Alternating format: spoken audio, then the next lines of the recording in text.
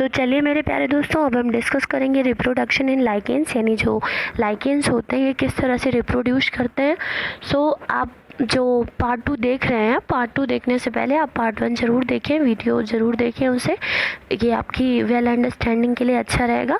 सो चलिए मैं स्टार्ट करते हैं रिप्रोडक्शन इन लाइकेंस।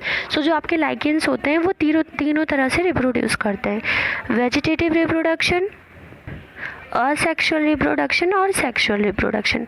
जो आपका वेजिटेटिव रिप्रोडक्शन है, देखिए जैसा कि मैंने यहाँ पर शो किया है आपको, सो मेनली आपका वेजिटेटिव रिप्रोडक्शन फ्रेगमेंटेशन के थ्रू और बाय एसिडिया के थ्रू, सोरेडिया के थ्रू, इनके थ्रू ही होता है। ओके, जो वेजिटेटिव रिप्रोडक्शन है वो इन 3 तरह से होता है। और रही बात असेक्सुअल रिप्रोडक्शन की, तो असेक्सुअल रिप्रोडक्शन भी 3 तरह से होता है, एक ओएडिया के थ्रू, कोनेडिया के थ्रू और एक आपका पेक्नियोस्पोर्स के थ्रू।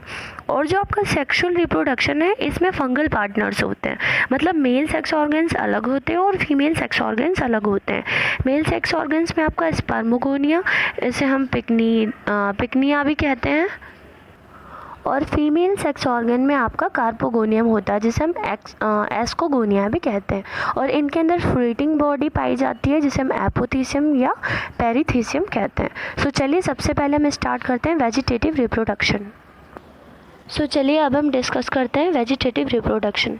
सो जो वेजिटेटिव रिप्रोडक्शन है उसमें फर्स्ट पॉइंट है आपका फ्रेगमेंटेशन के थ्रू, यानी फ्रेगमेंटेशन से। तो मेरे प्यारे दोस्तों, फ्रेगमेंटेशन का मैंने इसलिए नहीं बताया क्योंकि हमें पता होता है कि फ्रेगमेंटेशन में मेनली क्या होता है कि मोस्टली एक ऐसे फ्रेगमेंट बनता है और वो बहुत सारे न्यूक्लियस उसमें प्रेजेंट होते हैं और वो ऐसे डिवाइड हो जाता है अलग अलग, और हर कोई ये जो न्यूक्लियस सेल डिवाइड होती है ये अपना एक नया थैलस प्रोड्यूस कर लेती है। सो ये होता है फ्रेगमेंटेशन। अब मैंने यहाँ पे आपको सोरेडिया के थ्रू जो होता है रिप्रोडक्शन, वेजिटेटिव रिप्रोडक्शन, उसको अच्छे से समझाया है। सो चलिए हम देखते हैं सोरेडिया के थ्रू किस तरह से होता है।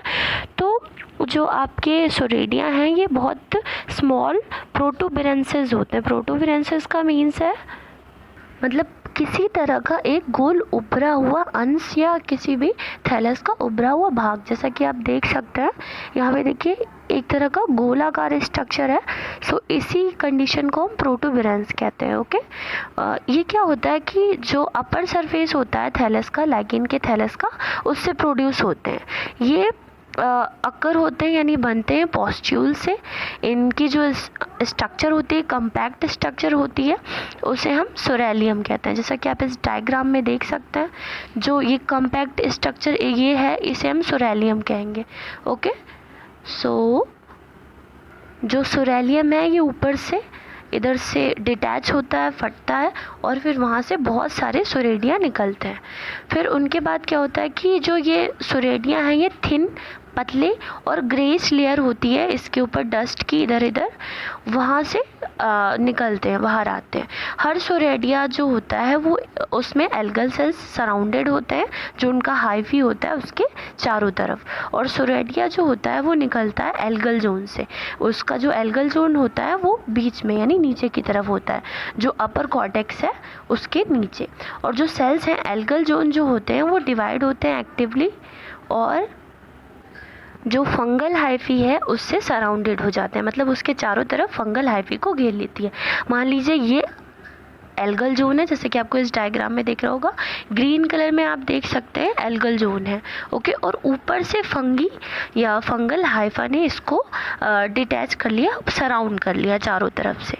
ओके, सोरेडिया जो होते हैं लाइट वेट होते हैं, काफ़ी हल्के होते हैं और ईजिली जो होते हैं डिसेमिनेटेड हो जाते हैं। मान लीजिए रेन वॉश से या बारिश हुई या हवा के थ्रू भी अलग हो जाते हैं और जो इनका सुइटेबल सबस्ट्रेटम मिलने पर डेवलप कर लेते हैं एक नए तरह की लाइकेंस को। इसका मोस्ट इम्पॉर्टेंट एग्जांपल है आपका पार्मेलिया और ब्रायोरिया।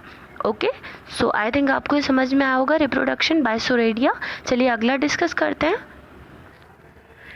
अब हम डिस्कस करेंगे बाय इसीडिया। इसीडिया में क्या होता है कि ये एक स्टाल्क यानी डंठल की तरह आप देख सकते हैं, इस तरह से स्ट्रक्चर होते हैं और अनडिटेचेबल होते हैं। आउट ग्रोथ होती है जो कि थैलस का अपर सरफेस है उससे प्रोड्यूस होते हैं। ओके, सोरेडिया की तरह ही होते हैं, जैसे आप इस डायग्राम में देख सकते हैं। सोरेडियम का स्ट्रक्चर यहाँ पर शो हुआ है और ये देखिए इसीडिया का स्ट्रक्चर है। ओके, ये क्या होता है कि इसके अंदर फंगल और एल्गल दोनों तरह के कंपाउंड्स पाए जाते हैं, उसी सोरेडिया की तरह ही। लेकिन इनके अंदर डिफरेंस क्या होता है, कवरिंग का, डेफिनेट कॉर्टेक्स का डिफरेंस होता है। जो एल्गल कंपोनेंट है आपका वो सेम काइंड में थैलस में रहता है, और जो इसीडिया होते हैं वो रॉड शेप्ड होते हैं, जैसा कि आप इस डायग्राम में देख सकते हैं कि रॉड की तरह स्ट्रक्चर है। ओके, फिर जैसे आपका इसका मोस्ट इम्पॉर्टेंट एग्जाम्पल पार्मेलिया सेक्सुलिटीज़ है, और कोरेलाइट शेप में आपका अम्बलिकैरिया पोस्टुलेटा है, और सिगार शेप्ड में होते हैं उसमें असनिया कोमोसा है, और स्केल शेप्ड में होते हैं उसमें कोलेमा क्रिस्पम है। इनका मेन फंक्शन क्या होता है कि फोटोसिंथेसिस को इंक्रीज़ करना, और फोटोसिंथेटिक सरफेस जो होता है थैलस का उसको इंक्रीज़ करना। कभी कभी क्या होता है कि ये वेजिटेटिव प्रोपगेशन की तरह भी वर्क करते हैं, ऑर्गेन की तरह। वेजिटेटिव प्रोपगेशन ऑर्गेन क्यों? क्योंकि इनके अंदर बहुत सारे स्पोर्स प्रेजेंट होते हैं। जब ये डिटैच होते हैं या इधर से रैप्चर हो जाते हैं तो ये स्पोर्स बाहर निकलते हैं और एक इनके अकॉर्डिंग का या इनके लिए जो सुइटेबल सबस्ट्रेटम होता है उससे अटैच करते हैं और नए थैलस में डेवलप हो जाते हैं। ओके, सो चलिए अब हम आगे बढ़ते हैं और अगला डिस्कस करते हैं। अब हमारा वेजिटेटिव रिप्रोडक्शन है बाय लोब्यूल्स।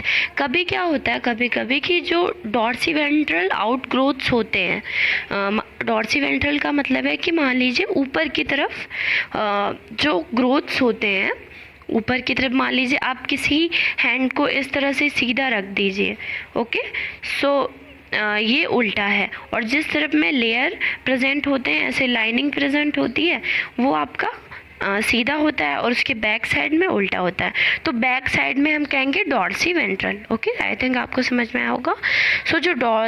जब ये डॉर्सी वेंट्रल आउटग्रोथ्स होते हैं जो कि थैलस के मार्जिन्स पे प्रेजेंट ग्रोथ कर जाते हैं, जैसे कि आपका पार्मेलिया एक बहुत ही अच्छा एग्जाम्पल है आपका, और पेल्टिगेरा लाइकेन जैसे मैंने आपको यहाँ पर शो किया, पेल्टिगेरा ब्रेटिनिका, ये आपको फ़ोटो यहाँ पर शो हुई है।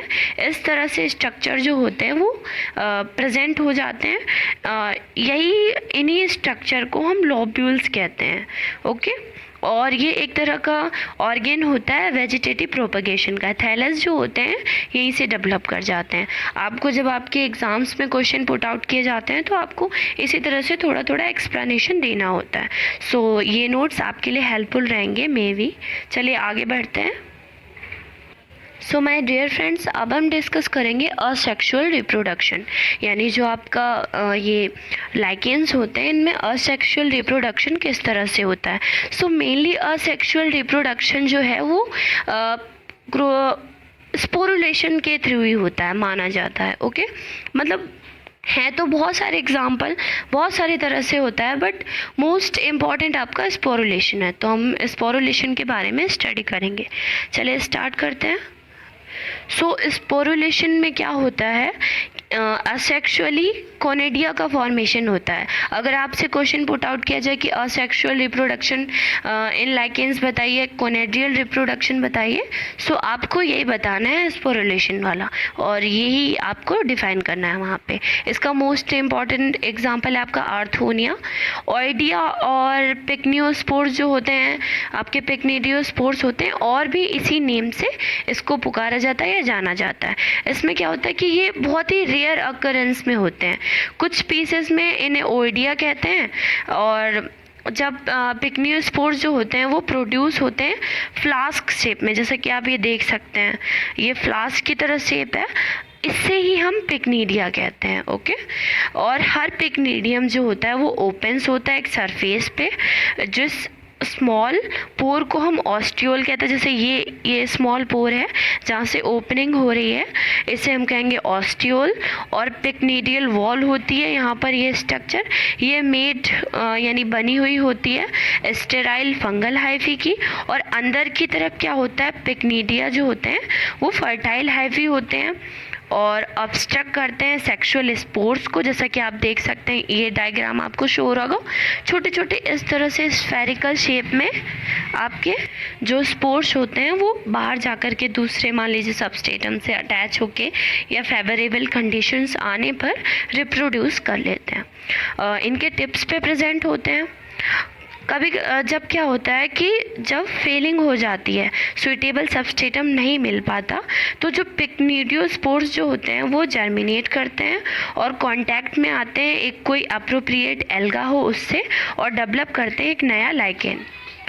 सो आई थिंक आपको ये समझ में आया होगा। चलिए आगे बढ़ते हैं। सो माय डियर फ्रेंड्स, अब हम डिस्कस करेंगे सेक्सुअल रिप्रोडक्शन, यानी जो आपके लाइकेंस होते हैं इनमें सेक्सुअल रिप्रोडक्शन किस तरह से होता है। सो सेक्सुअल रिप्रोडक्शन की अगर हम बात करें तो मोस्टली जो आपके एस्कोलाइकेंस, ये देखिए एस्कोलाइकेंस, और जो आपके बेसिडियोलाइकेन होते हैं जो कि आपके बिलोंग करते हैं क्लास एस्कोमाइसिटीज़ और बेसिडियोमाइसिटीज़ से, उन्हीं में मोस्टली होता है सेक्सुअल रिप्रोडक्शन। बाकी आपके जो बाकी के लाइकेंस हैं उनमें नहीं होता। एस्कोलाइकेंस क्या है, ये स्टडी किए जाते हैं बहुत ही डिटेल में। एक तरह के पॉइंट ऑफ व्यू से अगर हम देखें तो इनमें क्या होता है कि जो मेल रिप्रोडक्टिव ऑर्गन है स्टडी में हमें स्पर्मोगोनियम उसे बोला गया, और जो फीमेल रिप्रोडक्टिव ऑर्गन है उसे हमने कार्पोगोनियम बोला। अब क्या होता है, ये सेम हाइफी पे ही डेवलप करते हैं। जैसे आपको यहाँ पे दिख रहा होगा एपोथीशियम और ये देखिए पेरिथीशियम। ओके, इन्हें ही एपोथीशियम आपका मेल रिप्रोडक्टिव और पेरिथीशियम फीमेल रिप्रोडक्टिव सेम हाइपी पे और सेम माइसीलियम पे डेवलप करते हैं। ओके, चलिए आगे बढ़ते हैं और देखते हैं आगे। अब हम डिस्कस करेंगे स्पर्मोगोनियम के स्ट्रक्चर के बारे में। चलिए देख लेते हैं इसे भी। जो आपका स्पर्मोगोनियम है ये फ्लास्क शेप्ड होते हैं, जैसा कि आप देख सकते हैं एक फ्लास्क की तरह स्ट्रक्चर है इसकी। ओके, और ये क्या होता है, जो लाइकेन है उसके अपर सरफेस पे एम्बेडेड होते हैं या जुड़े हुए होते हैं। जैसे कि आप देख सकते हैं ये एक लाइकेन है, उसके अपर सरफेस पे ये अटैच हैं, जुड़े हुए हैं, और इनके अंदर आउटसाइड की तरफ पे पोर्स ओपन होते हैं, मतलब एक तरह का पोर ओपन होता है जिसे हम ऑस्टियोल कहते हैं। ये ओपन हो रहा है पोर, इसे हम ऑस्टियोल कहेंगे। ये स्ट्रक्चर कुछ इस तरह में होगी, थोड़ा सा बस खुला हुआ होगा, तो इस तरह के पोर को हम ऑस्टियोल कहते हैं। जो फर्टाइल हाइफी है आपका, जो स्पर्मोगोनियम की कैविटी होती है, राउंडेड सेल्स होते हैं इसकी टिप्स पे। ये देखिए राउंडेड सेल्स होते हैं इसकी टिप पे। इन सेल को हम स्पर्मेशिया कहते हैं, और जब आपका फर्टिलाइजेशन होता है तभी ये हेल्प करते हैं स्पर्मेशिया फर्टिलाइजेशन करने में। कुछ स्पीसीज में क्या होता है कि जो पिक्नीडिया हैं, पिक्नीडिया की तरह स्ट्रक्चर्स होते हैं, उन्हें स्पर्मोगोनियम कह देते हैं। जैसे मतलब ऐसे इस तरह से स्ट्रक्चर होते हैं, इस तरह से, उन्हें हम स्पर्मोगोनियम कह देते हैं। वरना यही स्ट्रक्चर होते हैं, इन्हें कहते हैं हम स्पर्मोगोनियम। ओके, ये देखिए फंगल लेयर है और लोअर कॉर्टेक्स, बीच में मेड्यूला, अपर कॉर्टेक्स और आपका एल्गल लेयर ये है, और फंगल लेयर आपकी नीचे की तरफ है सबस्टेटम में, और अंदर ये देखिए एस्कस है, उसके अंदर एस्कोस्पोर्स प्रेजेंट है, और इन्हें हमने एस्की कहा। ओके, चलिए आगे बढ़ते हैं, देखते हैं कार्पोगोनियम को। चलिए हम कुछ जनरल थिंग्स कार्पोगोनियम के बारे में भी जान लेते हैं, जो कि आपका फीमेल रिप्रोडक्टिव पार्ट है। ये क्या होता है, इसके अंदर दो पार्ट्स होते हैं। एक आपका lower coiled multi cellular portion होता है जिसे हम एस्कोगोनियम कहते हैं। जैसे आप ये देख सकते हैं अंदर की तरफ यहाँ पर मल्टी सेलुलर पार्ट है, उसे हम एस्कोगोनियम कहेंगे, और जो कि आपके डीप मेडुलरी पोर्शन में होता है। और ट्राइकोगाइन आपका दूसरा स्ट्रक्चर होता है, जैसा कि आप ये देख सकते हैं। ये क्या करता है, जो आपके स्पर्मेशिया होते हैं उसे रिसीव करता है। देखिए ये स्ट्रक्चर होती है कार्पोगोनियम की, स्पर्मोगोनियम और कार्पोगोनियम की।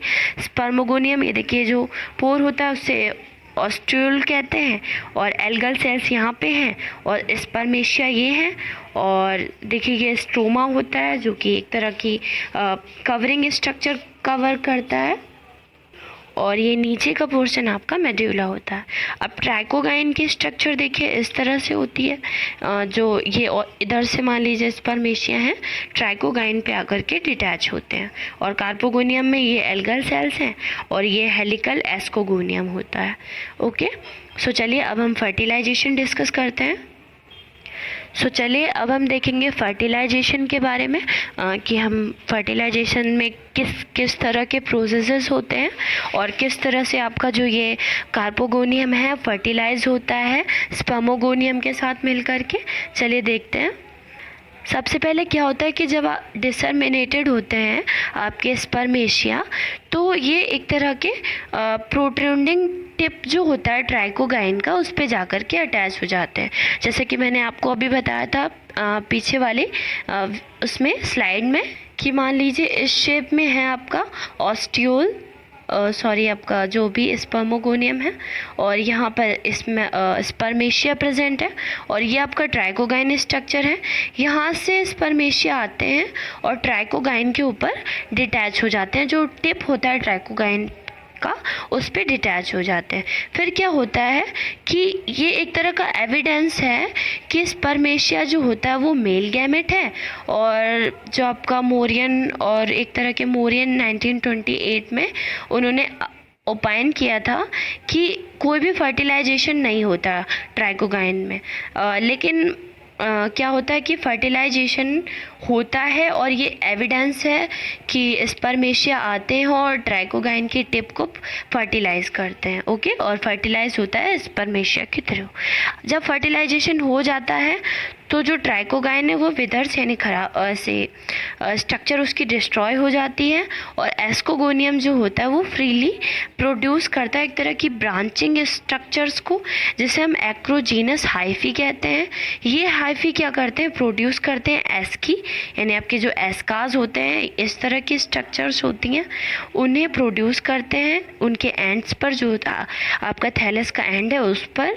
और सभी स्ट्रक्चर जो होते हैं फर्टिलाइजेशन के बाद, जैसे आपका डेवलपिंग एस्की, एस्कोजीनस हाइफी और एस्कोगोनियम, ये सराउंडेड हो जाते हैं एक तरह के स्टेराइल हाइफी से। यहाँ पे ये वाई होगा, स्टेराइल हाइफी से सराउंडेड हो जाते हैं। इसके बाद रिजल्ट क्या होता है कि जो फ्रूटिंग बॉडी होती है, जिसे हम एपोथीसियम या पेरिथीसियम कहते हैं, वो एक तरह से प्रोड्यूस हो जाती है या ऑर्गेनाइज्ड हो जाती है। ओके, फिर इसके बाद होता है जर्मिनेशन। चलिए आगे डिस्कस करते हैं। अब आपका फर्टिलाइजेशन होने के बाद एस्कोस्पोर्स बनते हैं या एस्कोगोनियम बनता है, या एस्कोस्पोर्स भी बोलते हैं उनको, एपोथीसियम भी बोलते हैं। फ्रूटिंग बॉडी लाइक स्ट्रक्चर बनती है। तो उनका जर्मिनेशन किस तरह से होता है वो हम देखते हैं। सो जर्मिनेशन में क्या होता है, मोस्टली जो एस्कोस्पोर्स हैं एक तरह के सिंपल और सेप्टेट होते हैं। देखिए ये स्ट्रक्चर आपको दिख रही होगी, आई थिंक आपको सही से समझ में आ रहा होगा। तो सिंपल और सेप्टेट स्ट्रक्चर होती है, और काफ़ी लाइट वेट होते हैं, हल्के होते हैं, और ईजिली डिसेमिनेटेड हो जाते हैं या डिसर्मिनेटेड हो जाते हैं, और लॉन्ग डिस्टेंस में डिसर्मिनेटेड हो जाते हैं हवा के थ्रू। डिटर्मिनेटेड का मीन्स है कि हवा इनको बहुत दूर तक बहा ले जाती है। फिर क्या होता है कि फ्रूटिंग जब इनकी हो जाती है, ये सबस्टेटम से अटैच हो जाते हैं, फिर उसके बाद ये जर्मिनेट करते हैं। और एक तरह का सबसे पहले फंगल हाइफी जर्मिनेट होता है, यानी फंगल हाइफी ग्रोज होता है, ग्रो करता है, और फिर उसके बाद एल्गल हाइफी बनता है। तो क्या होता है, एक न्यू तरह का लाइकेन का जो थैलस है वो रिप्रोड्यूस हो जाता है, और एक एप्रोप्रिएट एल्गल कंपोनेंट के कांटेक्ट में आने पर पूरी स्ट्रक्चर को फॉर्म कर लेते हैं। ओके, सो इस तरह की स्ट्रक्चर होती है, एल्गल लेयर बन जाती है। और ये देखिए फिर आपके एस्कोस्पोर्स, बाकी चीज़ें, लोअर कॉर्टेक्स, राइजाइन्स स्ट्रक्चर्स बनने लगते हैं। ये देख सकते हैं आप, एस्कस, एस्कोस्पोर, एल्गल सेल्स, मतलब पूरी तरह का लाइकेन डेवलप हो जाता है। ओके, सो चलिए आगे बढ़ते हैं। चलिए मेरे प्यारे दोस्तों, अब हम डिस्कस करेंगे इकोनॉमिक इम्पॉर्टेंस ऑफ लाइकेन्स, यानी जो आपके लाइकेन्स होते हैं इनकी इकोनॉमिक इम्पॉर्टेंस क्या होती है। सो जो इकोनॉमिक इम्पोर्टेंस है, इससे हम बहुत सारे लाइकेंस को स्टडी करते हैं। यूज़फुल इनके एस्पेक्ट्स भी होते हैं और कुछ हार्मफुल एस्पेक्ट्स भी होते हैं। सो सबसे पहले हम डिस्कस करेंगे यूज़फुल एस्पेक्ट, यानी लाभदायक तरीके से ये किस तरह से हमारे काम आते हैं। सो सबसे पहला है हमारा पायोनियर कॉलोनाइजर्स। इनमें क्या होता है कि पायोनियर का सबसे पहले मैं मतलब बता देती हूँ। पायोनियर का मतलब होता है कि ऐसे लाइकेंस जो बिना सॉइल के ग्रोथ करें, जैसे रॉकी प्लेस है आपका, रॉकी एरिया जिसे हम लिथोस्फीयर या लिथोस्फीयर भी कहते हैं, ये ऐसी जगह पे जो लाइकेंस ग्रोथ करते हैं उन्हें हम पायोनियर कॉलोनाइजर्स कहते हैं। Okay, so lichens are said to be the pioneer in the establishing vegetation on the base rocky area. Okay, ये क्या होते हैं, फर्स्ट मेंबर होते हैं कॉलोनाइज, और बैरन रॉकी एरिया जो आपके बहुत ही सूखे इलाके होते हैं, रॉक्स जहाँ पर प्रेजेंट होते हैं, वहाँ पर ये लाइकेंस ग्रोथ करते हैं।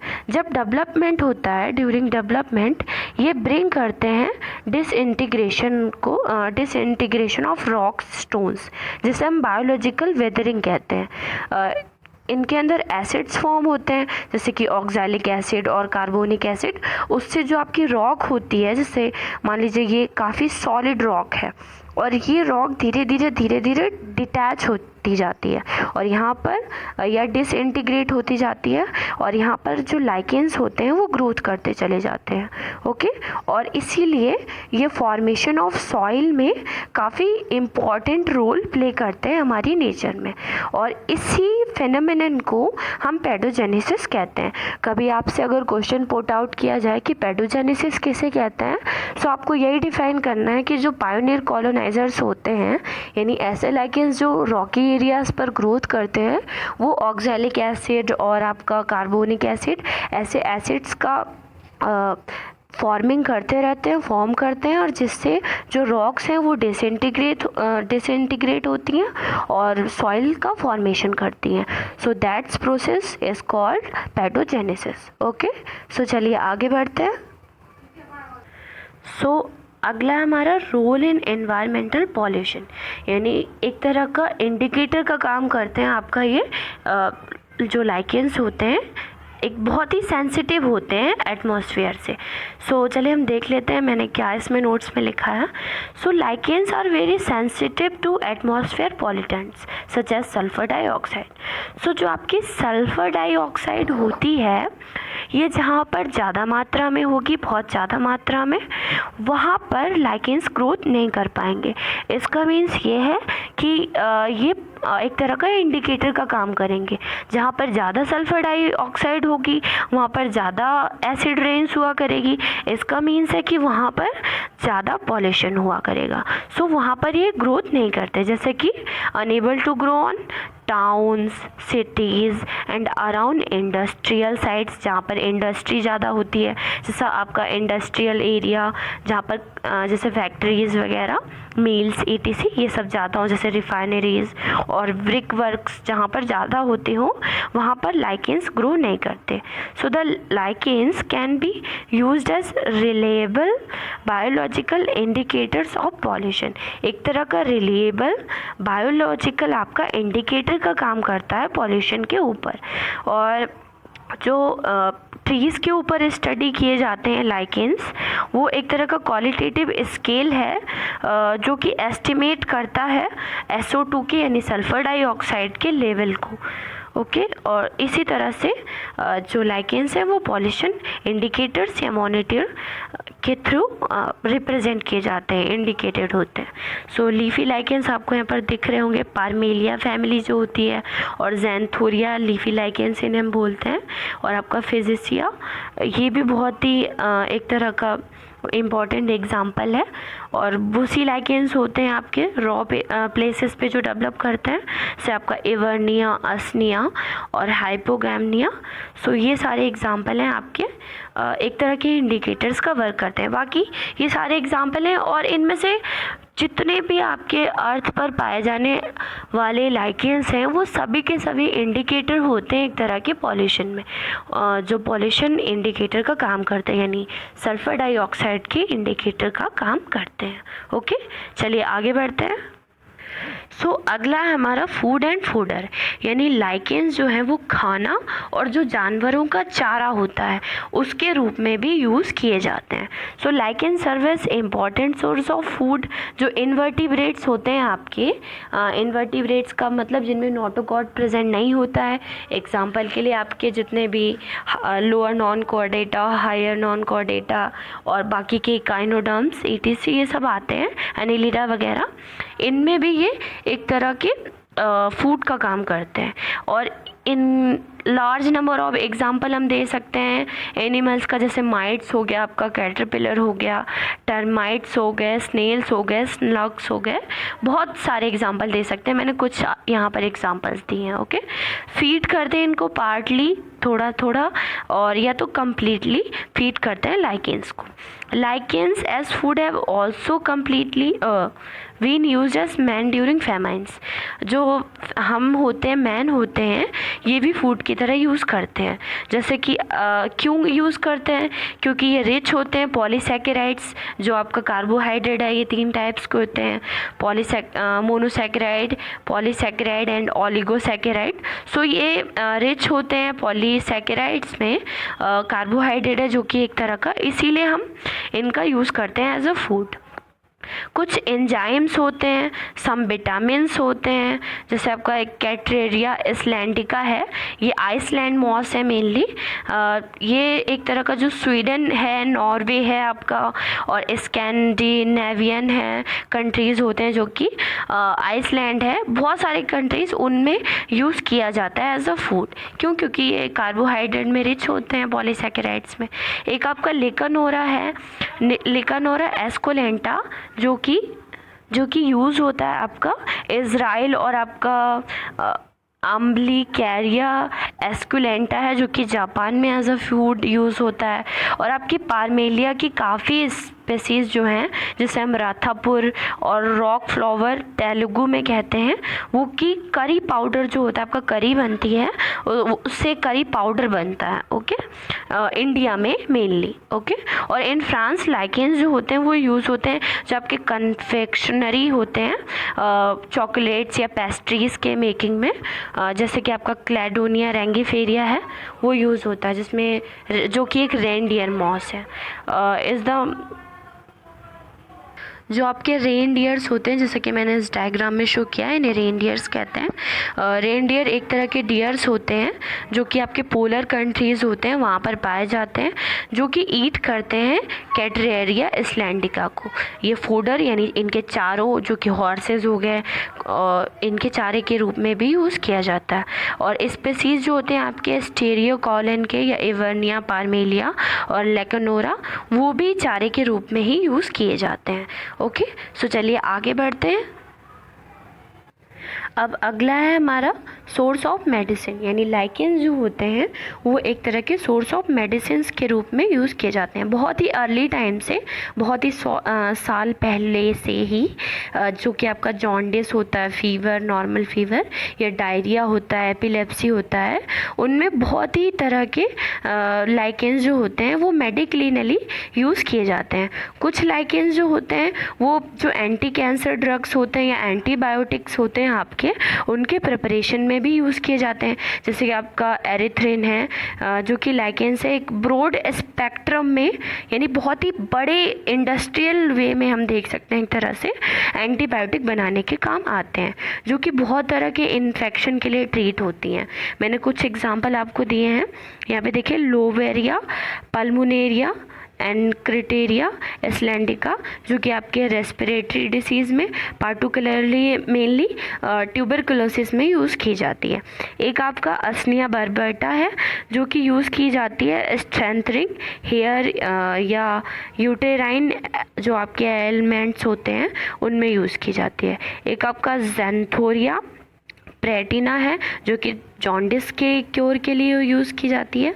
एक आपका क्लेडोनिया स्पीसीज़ है, जो कि वूपिंग कफ, बहुत ही ज़्यादा जिसे हम काली खांसी बोलते हैं, उसमें यूज़ किया जाता है आपका लाइकेन। ओके, एक आपका पेल्टिगेरा कैनाइना है जो कि डॉग लाइकेन जिसे हम कहते हैं, वो हाइड्रोफोबिया जैसे जिन इंसानों को पानी से डर लगता है, जिनको रेबीज़ वगैरह डिसीज़ हो जाती है, उसके क्योर के लिए ये यूज़ किए जाते हैं।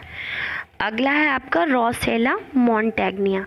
ये क्या होता है कि जब एंजाइना या सीरियस हार्ट डिसीजेज़ होते हैं, उनके क्योर के लिए यूज़ किया जाता है।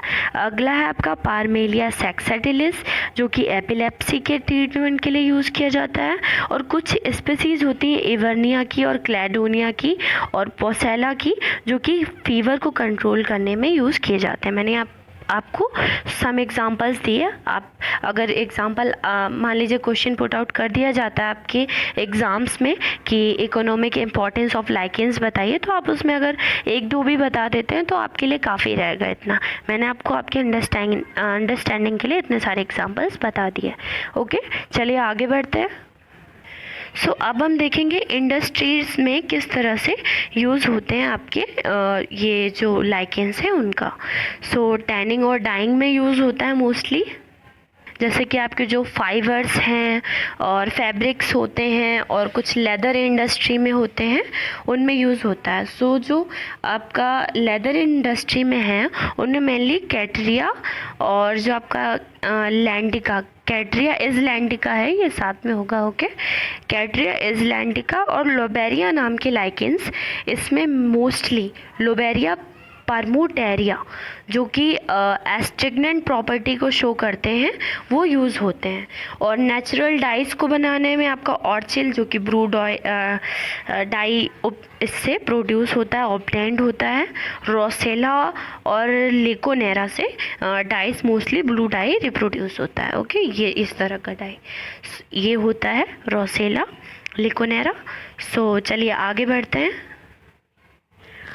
अब देखिए इंडस्ट्रियल वे में जो लाइकेंस हैं ये कॉस्मेटिक्स और परफ्यूम्स बनाने के भी काम आते हैं। एक आपका एवर्निया हो गया, रेमेलिना हो गया, स्यूटोरिया हो गया, ये रिपोर्टेड होते हैं एक तरह के परफ्यूम वोलेटाइल ऑयल्स बनते हैं इनसे, और एरोमेटिक सब्सटेंस इनके अंदर प्रेजेंट होते हैं, इनकी थैलस के अंदर।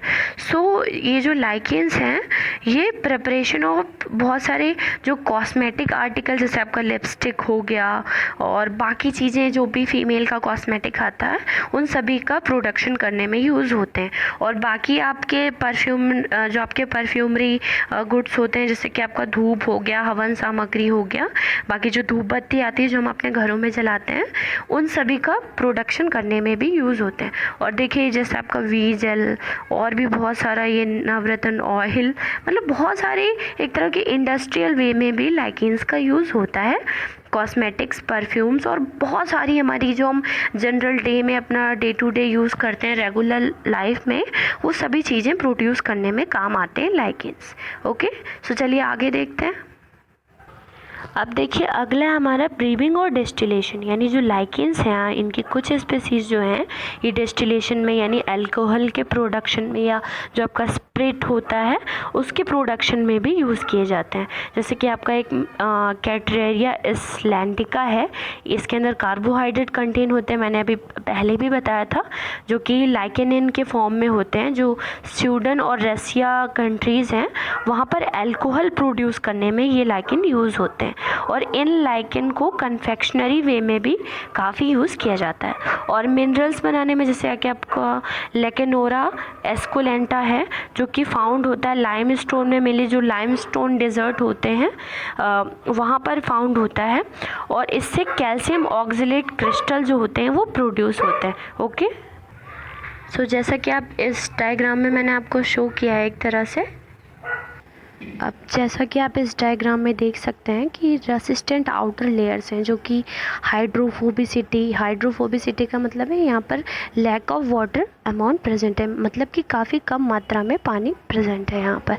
और कोटिंग है, वर्निश फॉर्मेशन है जिसे हम अम्ब्रेला इफेक्ट कहते हैं। अम्ब्रेला इफेक्ट का क्या मीन्स होता है कि जो आपका लाइमस्टोन है इसके ऊपर लाइकेंस एक तरह के अम्ब्रेला स्ट्रक्चर में सराउंड हो जाते हैं। सो इसी तरह से इसी इफेक्ट को हम अम्ब्रेला इफेक्ट कहते हैं।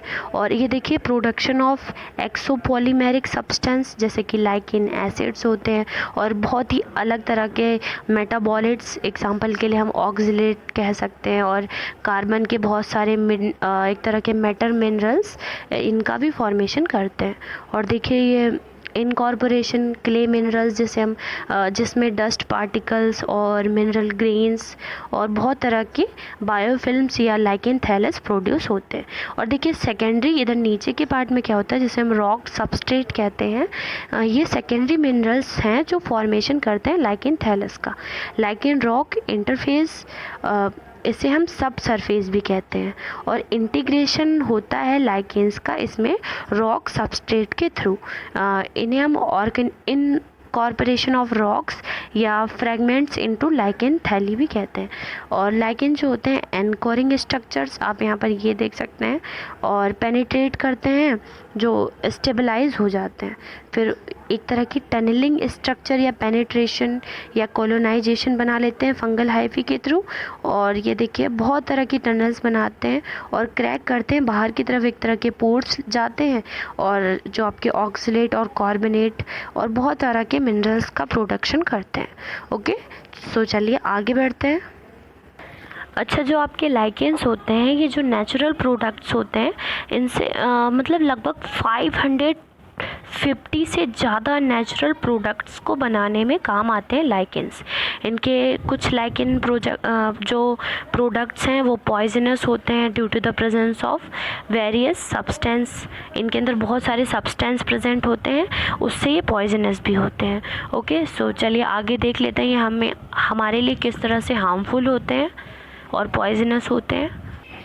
सो अभी तक हमने देखे जो यूज़फुल एस्पेक्ट से जो लाइकेंस था उनका इकोनॉमिक इम्पोर्टेंस क्या था।